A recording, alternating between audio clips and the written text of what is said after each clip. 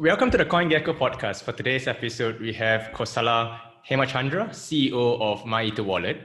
MyEtherWallet is the leading Ethereum wallet interface, which is free, open source, and secure. Kosala is driven by the idea that blockchain technology will help define a new era of global finance. He has over 9 years of experience as a computer engineer and has grown MyEtherWallet into an LA-based blockchain company. Welcome to the CoinGecko podcast, Kosala. Thank you so much for having me, Bobby.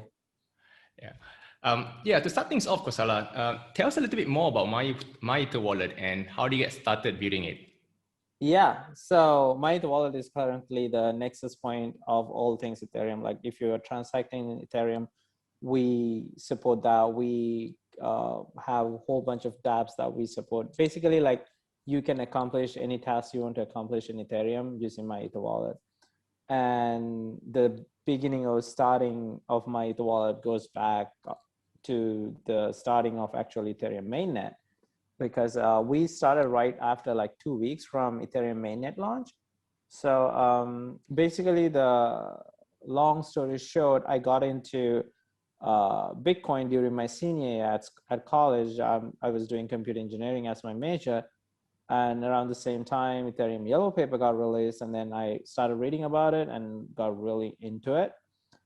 And ever since then, I've been following Ethereum through Ethereum's development cycles. And eventually, I realized that when Ethereum launched, I realized people were having issues transacting or like sending transactions or looking at their balance, things like that on Ethereum, because at that point in time, only command line tools existed. So it wasn't easy for everyone to just jump in and then transact or accomplish even the simplest things on Ethereum. So that's basically when I decided, okay, I'm going to build an interface to help these people out. And that's the beginning of MyEtherWallet. Ever since then, it's 2021. So more than 5, it's almost 6 years. And wow, time flies. We've been growing. I know. Well, I don't know whether we can count 2020. So, but 2020 is still a year. So it's been 6 years. Time flies, definitely. Yeah. What are some of the interesting things that you guys have been working on in the past year? I know past year has been like very slow for a lot of other industries, but that's definitely not the case for crypto projects.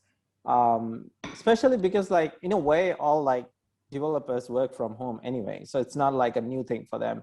The whole pandemic made everyone work from home, but developers are already used to working from home. So it did not slow it down. So we definitely, as another crypto project, even though we have our office in downtown Los Angeles, we were able to transition very quickly to work from home type of situation.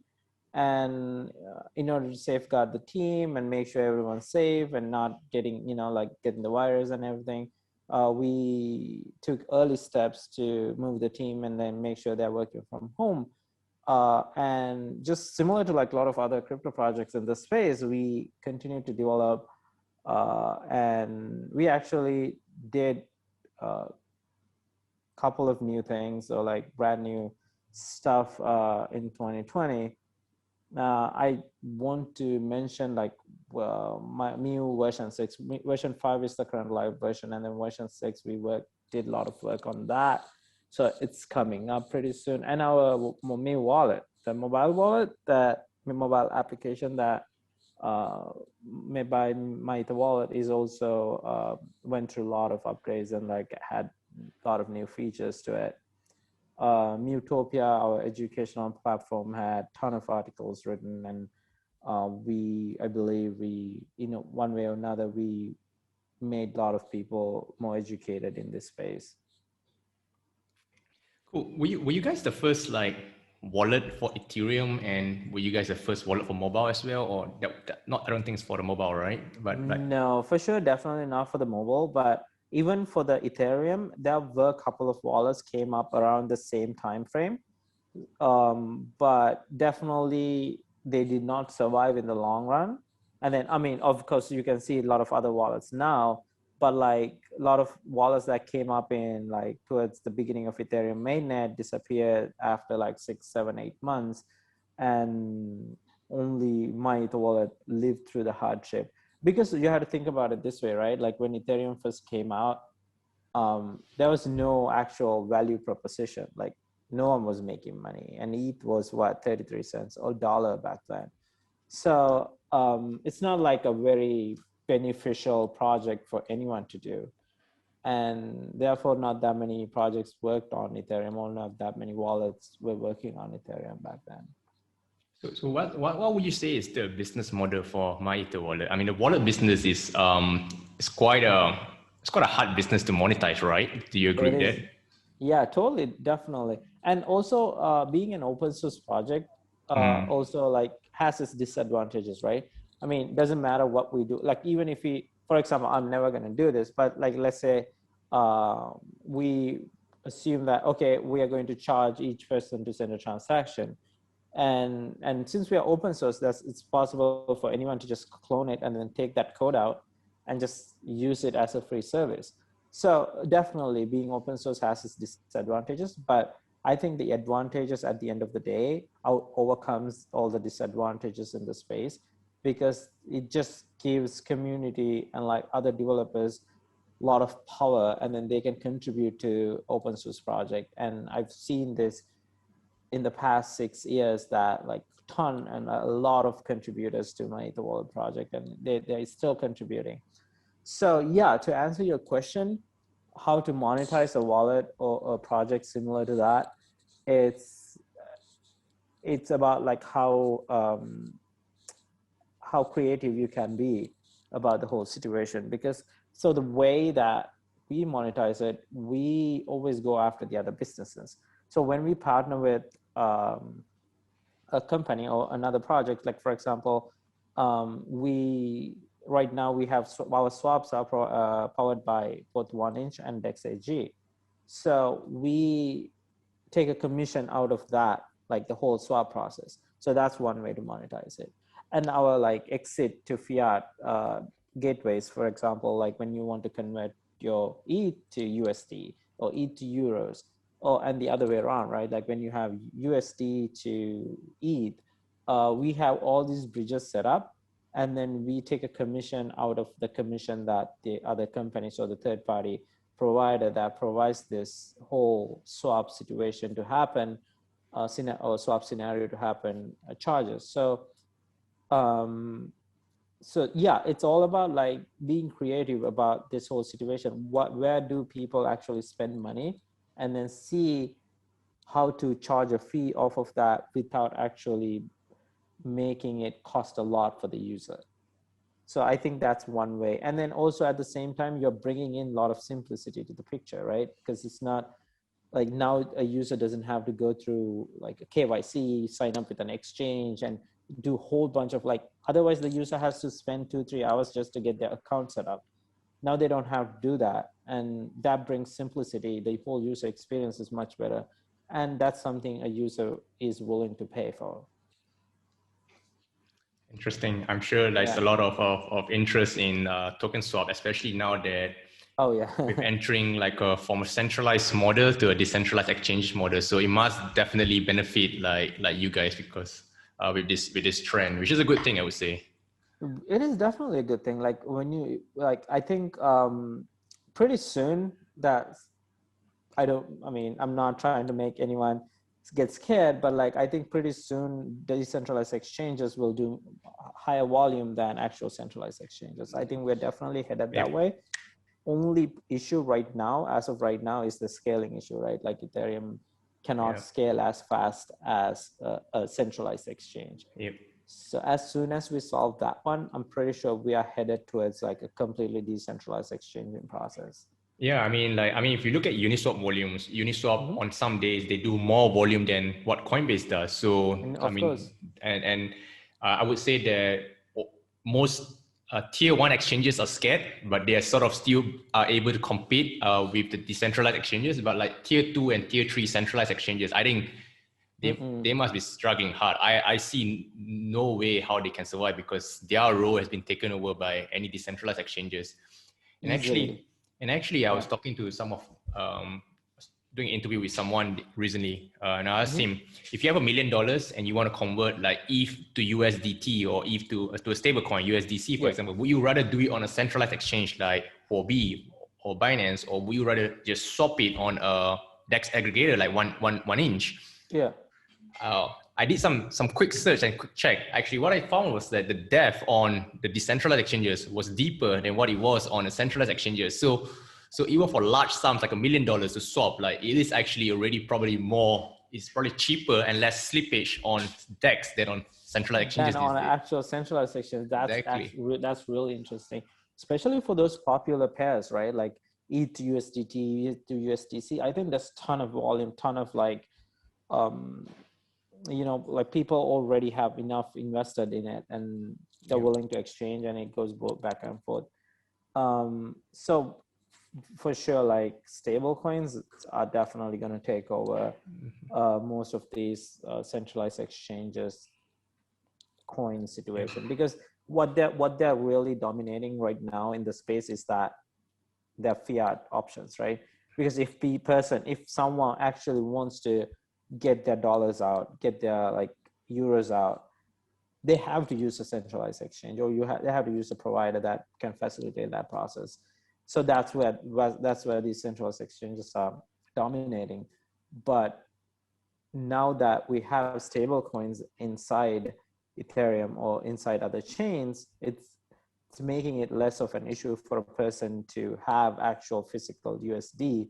They'd rather have like USDT, which is exactly the same. And one of the things that you mentioned earlier, which I could agree on, like that is hindering like those decentralized exchanges from taking over more market share from centralized exchanges, is really the Ethereum network being congested and having high gas fee. I mean, like paying $50, $100 for a swap. I mean, it's fine if you're making $1,000, $10,000 transaction, but like it's not really feasible if you're trying to spend $100, for example, right? So we are sort of seeing there are few ways people are trying to scale Ethereum. I mean, there's Optimism, there is Arbitrum, there are a bunch of different layer 2 solutions like Polygon and so on. And also there are other, and Ethereum is also going through layer 1 scalability as well with ETH 2.0 and so on. So I suppose with all these changes, with layer 2, with ETH 2.0 coming up, there must be quite some fundamental retooling of MyEtherWallet that must take place when all this thing comes about, right? So I would like to hear, what are your thoughts about layer 2 and ETH 2.0, and how are you planning to evolve the product as this come along?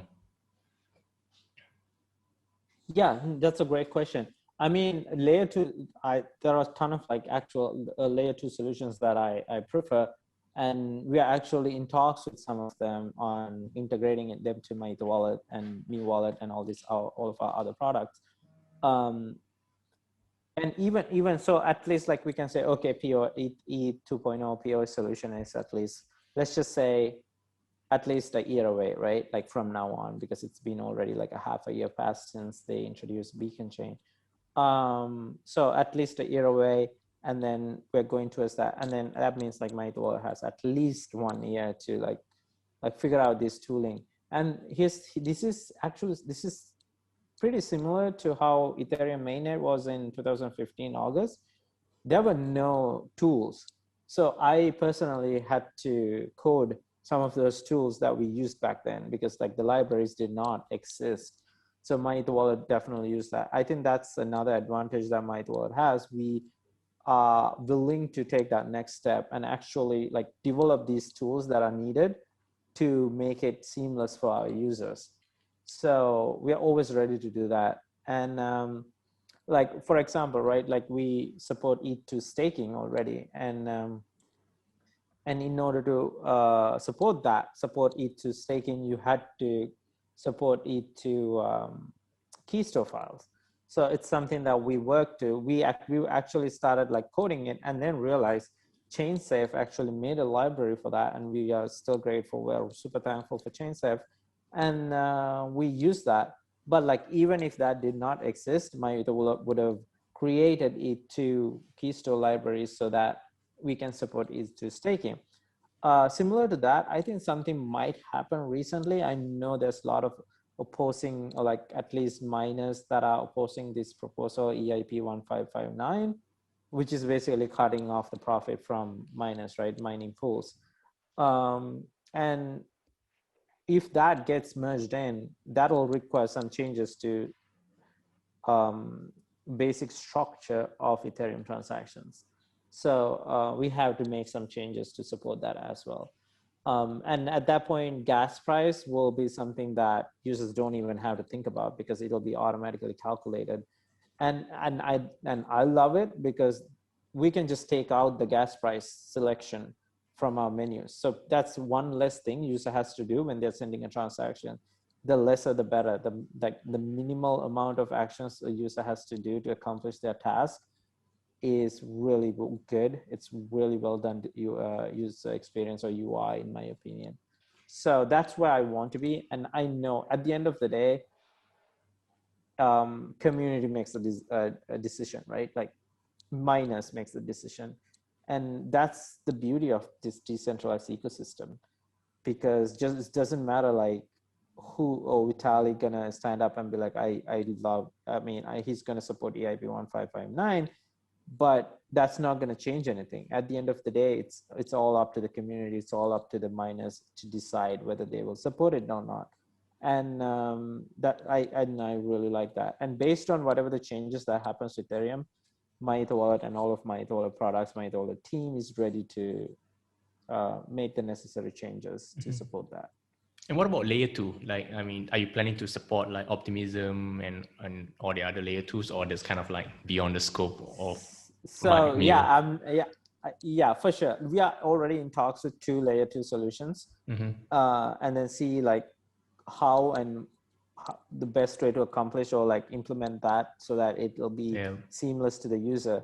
Here, still like the main problem with any layer 2 solution is that you have to lock your whatever the tokens you want to do in a different contract. So you have to do a mainnet transaction, and then the layer 2 will display, okay, you have this much. And I think there's no way to get around that, but like we have to be creative. Like the wallet services needs to be creative to support that and make it seamless to the user, so the user properly understand what's happening. Yeah, I think the layer 2 market is very fragmented at this point in time. We have like 5, 6, 10 different layer 2 solutions, and for the average user, like this is just really confusing. It's like ETH but layer 2 on Optimism, ETH but on Polygon, ETH but it's just really, really confusing. And I've tried locking ETH in some of these layer 2s. Every single one has its own interface, and it's just really confusing. Like I just got to learn and be familiar, because you don't want to screw up, right? And you only want to try like a small amount. You don't want to put like massive amount in there on the first try, because you might make a mistake. And I don't know, like I think what the guys at Zapper are doing is sort of like they've integrated with Polygon, so kind of like a unified interface with like so like you can kind of like transfer your ETH from layer 1 to Polygon, and then like I suppose they can add like the other layer 2 solutions on there, and it's all kind of a unified interface. So it's like from a user's point of view, it's like, okay, I don't really have to worry about all the other kind of UI. I just need to be familiar with one, and that's kind of I definitely want to check it out. I didn't see it yet, but I will definitely check it out. But that's the main issue, right? Like, because at the end of the day, you don't know exactly from a user's perspective, Ethereum is already kind of complicated for a new user. And like now add all these layer 2 solutions on top of each other, right? Like that gets just exponentially complicated. Mind-blowing, exactly. I mean that, and then I think that's the job of like wallet services and other dApps to make it seamless, so that user understands, or users willing to take the next step, and then not get confused and then stopped in step 1. And so I think that's really important. And what do you guys think of a multi-chain world? I mean, do you also support other blockchains? I know like from the start, like you guys have like, you can tweak the RPC, and I know you support Tomo Chain and a few other chains. Like I suppose you support Binance Smart Chains these days as well. Yeah. So anything based on Ethereum stack, we can easily support that. Any layer 2 solution on Ethereum stack also, like, as long as they use the same RPC systems. But the thing is that in order to support something like Bitcoin, right, it requires a lot of changes, not from a backend perspective. It's not like, think about it this way: Ethereum is the first interface that actually made a reason for hardware wallets to connect to a web interface. Like basically, MyEtherWallet was the first interface so that Ledger made the necessary changes so that it can connect to a website. Like it added U2F connection for technical users. So, but that does not exist for any Bitcoin apps. Like Bitcoin hardware wallets doesn't have that support. So it's like there's so many technical difficulties that we have to overcome if we want to keep the same interface and add another chain on top of it. So, and I believe Ethereum and like all Ethereum based chains have a lot more to offer than simple value transfer like in Bitcoin, right? Bitcoin just A to B, you send your Bitcoins to a person B and then you receive and all that. So I was thinking at some point in time, maybe like not change MyEtherWallet to support other chains. Why not come up with a completely new interface that one purpose only, support like value transfer coins. So I'm just like speaking out loud my thoughts here, but I think that might be a better way to answer that question than, okay, MyEtherWallet will support Bitcoin. I think that comes with a lot more difficulties, a lot more technical difficulties, and like UI difficulties if you want to take that route and then implement that. So if anything, it'll be the other one, where it'll be a new interface that supports value transfer coins, value transfer tokens. Do you guys plan to at some point like launch like a browser wallet, kind of like a Chrome extension, like MetaMask, like for example? We we actually do. It's not that popular. It's called MewCX. It's, well, right now it's not available because it always goes through these phishing attacks, right? Like some of the things that phishers do right now, they're like 1,500 people will just go and like report spam the Chrome extension, and then Google, without knowing anything, they'll take down the extension, and now these phishers will put up a different extension with the same name. So unfortunately, people do download these like fake extensions. So right now, so this happened like literally 3 days ago. We are trying to contact Google at this point in time. They took down MewCX again. It has about like 200,000 users. So it's not like a small enough extension for just Google to ignore. But this happened in the past too. And I know MetaMask went through the similar situation in the past. But it's such a bad like way of Google handling these reports. So it's kind of like you have a legitimate extension. The hackers, the phishers coordinated a spam attack on Google to have it taken down. And once it's down, they put out a fake extension with a similar name, impersonating you guys. Oh, that's super annoying. I know. Welcome to our world. This happened to MetaMask a couple of times. This happened to us before as well. And then the part that really make it worse is that there's no like contacts with Google. Like you have to go through the regular developer contact channels to let them know, okay, this is what's happening. And then they have to manually review it and be like, oh, that's what's happening. And then reinstate the app. Yeah, I mean, it's kind of annoying dealing with big tech companies. Like customer support is pretty much non-existent. You got like everything just goes through that email, and you pray and hope that somebody reads and understands and sees what you're trying to say. Exactly. I know it's annoying, but it's something that we have to go through. And talking about phishing and all, right, I'm sure that that's not the only story that you have. I mean, there's a lot of instances of scammers trying to impersonate MyEtherWallet. Tell us some of the scariest stories that all the time. I mean, we have a good group right now handling all of our like phishing attacks and like takedowns.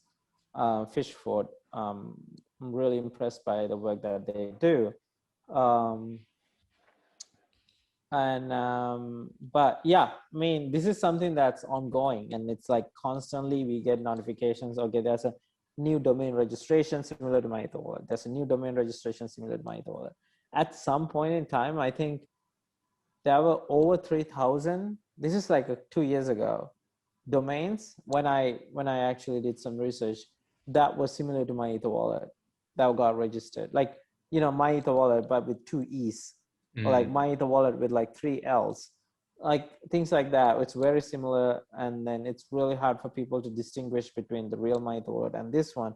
But I'm really glad that we don't have to deal with that as much as we used to right now, thanks to like the amount of work Fishfoot is doing around this whole like taking down phishing sites.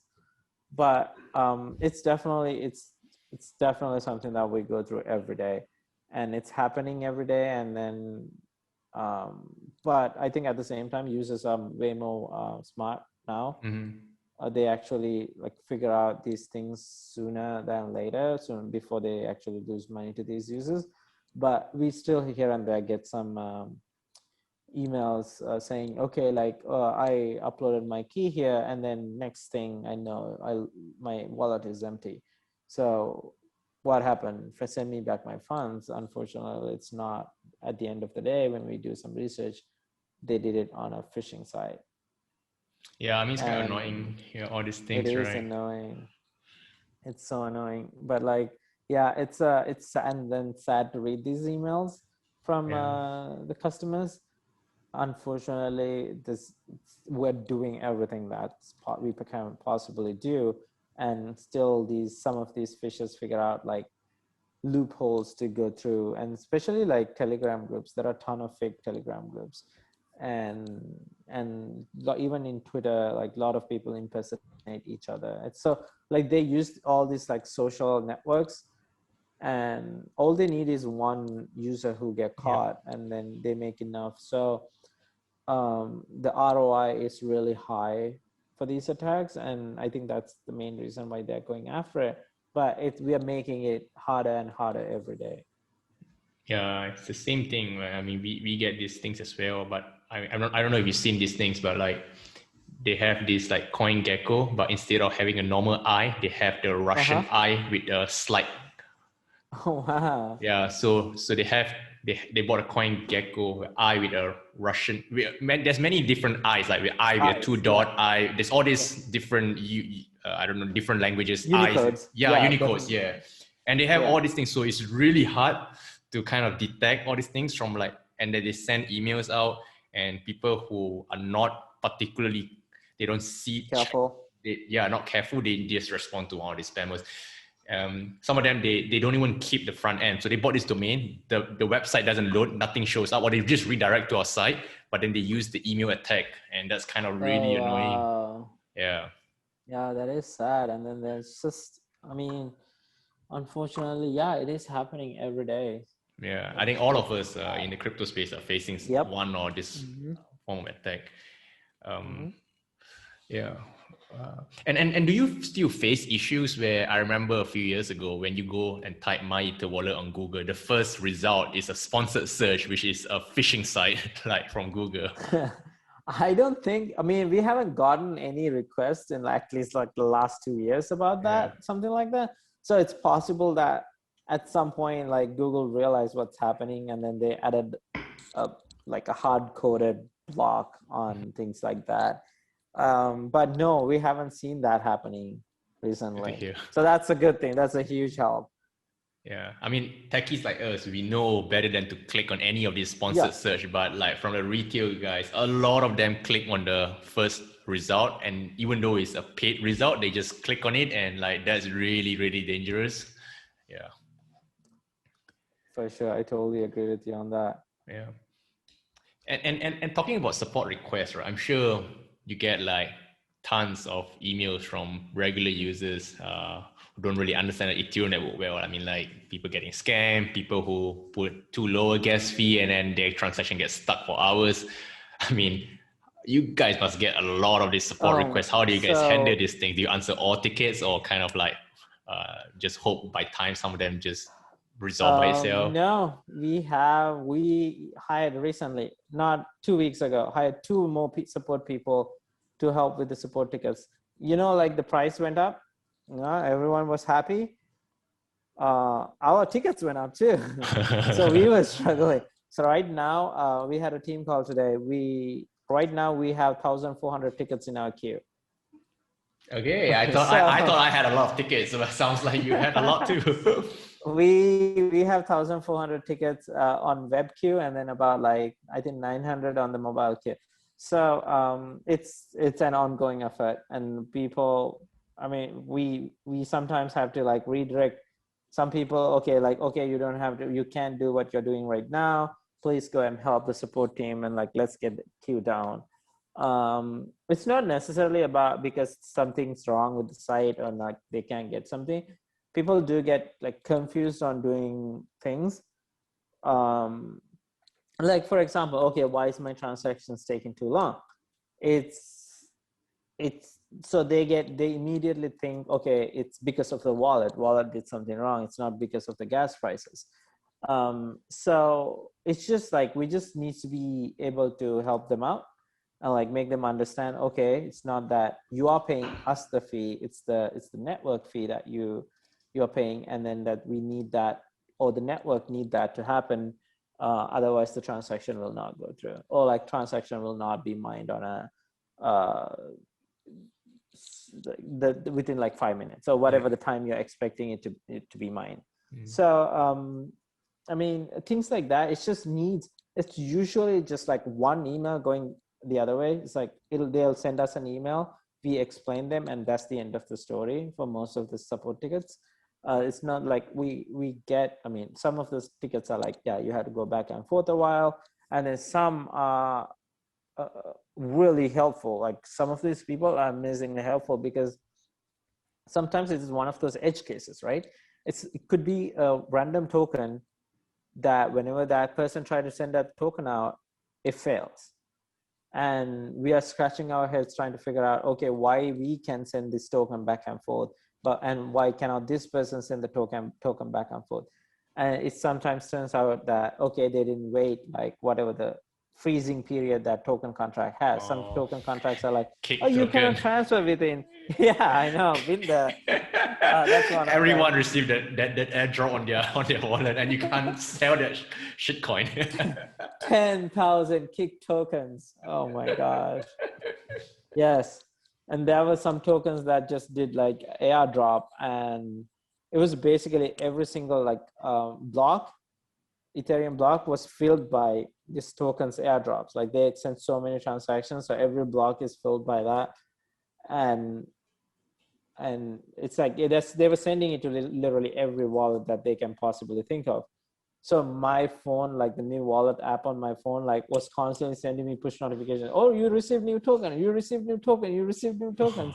Because I'm wait, I did not receive any tokens. These are shit tokens. Why is this happening? But yeah, so that we went through that as well. So how big's the support? How big's the support team right now in MEW? Support team right now is about, I mean, if you just consider just the support team, right? The people that we hired only to do support, about 6, 7. Wow, that's huge. Yeah, but sometimes we make other people go do support as well. So sometimes it's 10 people just doing support. But that's a lot of resources to dedicate for support. No, it's unfortunately we have to do that. It's I told you, we have 1,400 tickets, or 1,400 plus it's 2,300 tickets in the queue. And at the same time, I mean, I'm not complaining, because our visitors went through the roof over the past 3 months or so. So understandable. How big is the team, the entire MyEtherWallet team these days? We have about 20 full-time employees, and then I think 6 to 7 contractors Mm-hmm. working all across the world, basically. Yeah, that's good to hear. Yeah. And I'm just curious, right? Like, are most people using the desktop wallet or the mobile app wallet these days? So good questions. I think, well, when we initially made MyEtherWallet, the mobile app, uh, I believe that eventually whole space will go towards mobile. It's not just because, okay, like mobile is, okay, it's a handheld device, it's easy to do the transactions. Yeah, those are all positive signs. But at the same time, you have to think like a lot of emerging markets, right? Yep. Like a lot of developing countries. I was in Sri Lanka for like a whole year in 2020, and not everyone has a desktop. So, but almost everyone has a smartphone. Yep. So that's, I mean, if you're planning to get to that market, you have to have a mobile app. That said, no, still like web is getting way more visitors than, like, at least, I don't know, like I'd say 4 to 5x visitors than actual users than Yeah. Me Wallet. But Me Wallet is still new. So Yeah. we are planning for the next 5 years, not like next Yep. year. You know what I mean? Yeah. I guess, people in developing countries will most likely just interact via the mobile app, but like heavy Yeah. users like you and me, it's just like we're just so used to the Oh, of desktop course. that Yeah. like Forget about it. No, like mobile app. I'm gonna be honest with you. I hardly use the mobile app. yeah, I wouldn't I'll transact use the web. anything of value. Like anything less than $100 is fine, but like anything more than that, like purely like desktop. Desktop. Yeah, exactly. But I mean, it's, yeah. And then we are also comfortable with the desktop. Yeah. I think that's another issue. So we would rather do it on a desktop than like actual mobile app. So Yeah. But it's a very different thing, right? I mean, it's like two very, very different kind of users. Like, yeah. And there are a ton of users who are just like super comfortable with mobile phone. yep. Yeah, for them, that's the internet, right? Like everything's Mm-hmm. through like the phone. They haven't really used the desktop. I mean, desktop is completely alien to them, just like how we want to use and transact on the mobile app. They probably feel the same for desktop. It feels more harder than Yeah. It's like Windows users or like Linux users versus Mac users, right? Mm-hmm. I would use Linux any day and every day, but like there are not that many people. Like there are a ton of Mac users who's like, I'm not moving away from a Mac. This is it. Like I'm not comfortable using anything else. Mm-hmm. All right, cool. So what's kind of a plan for MyEtherWallet like in the next 1 to 5 years, for example? Wow. This whole space is changing constantly. So it's really hard to give like specific plans. But no, we really focus on creating the best user interface that we can offer to all the Ethereum users. So at the end of the day, that's we want to, like, if you can accomplish something, whatever that means, right? Like POS, when Ethereum ETH 2.0 comes out, like we will have ton of changes, like because we'll at 64x scale, like we'll scale by 64x than like the current capacity, and that means ton of apps, ton of tabs who use that capability of Ethereum, and that means we have to support that. MyEtherWallet has to support that. So we will always be open source, trustworthy, and be the nexus point of Ethereum. And that's where we want to be as the whole team in, like, doesn't matter, 3 years, 4 years, 5 years. You just, like, if you want to accomplish something in Ethereum, you can use MyEtherWallet. Sounds good, man. And anything that I should ask you that I haven't really asked you yet before we wrap this up? Or any final words, for example? I think you asked a ton of questions. So I hope I was helpful in answering them. Yeah. Cool, man. Yeah, it's been a great Awesome. time talking to you on this podcast today. Yeah, super nice to talk to you as well. Thank you so much. Thank you very much for coming on the show. Bye.